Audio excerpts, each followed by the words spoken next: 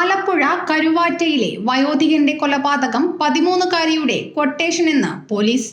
കേസിൽ 13 വയസ്സുള്ള പെൺകുട്ടി ഉൾപ്പെടെ 4 പ്രതികൾ പിടിയിലായി. കരുവാറ്റ സ്വദേശി ശിവൻകുട്ടിയെ കഴിഞ്ഞ ദിവസമാണ് വീട്ടിൽ മരിച്ച നിലയിൽ കണ്ടെത്തിയത്. കൊലപാതകം 13 വയസ്സുകാരിയെ വീഡിയോ കോളിൽ വിളിച്ച് കാണിച്ചു.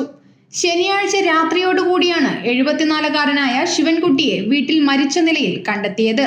രാവിലെ ബന്ധുക്കൾ വീട്ടിലെത്തി തുറന്നു നോക്കിയപ്പോഴാണ് ശിവൻകുട്ടിയെ മരിച്ച നിലയിൽ കണ്ടെത്തിയത്.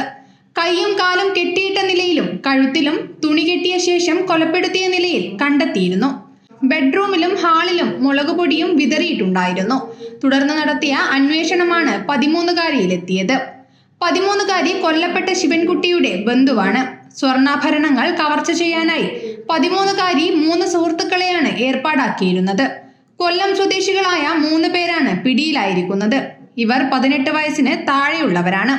ഇവർ ശനിയാഴ്ച രാത്രിയോടെ ശിവൻകുട്ടിയുടെ വീട്ടിലെത്തി കൈയും കാലും കെട്ടിയിട്ട് ശിവൻകുട്ടിയെ മൃഗീയമായി കൊലപ്പെടുത്തുകയായിരുന്നു. കൊല്ലം പരവൂർ റെയിൽവേ സ്റ്റേഷനിൽ വെച്ചാണ് പ്രതികളെ പോലീസ് പിടികൂടിയത്. പ്രതികളായ 4 പേരെയും ഒരുമിച്ചിരുത്തി കൗൺസിലിംഗിന് ശേഷമാകും ചോദ്യം ചെയ്യൽ. News bureau, Kannur media.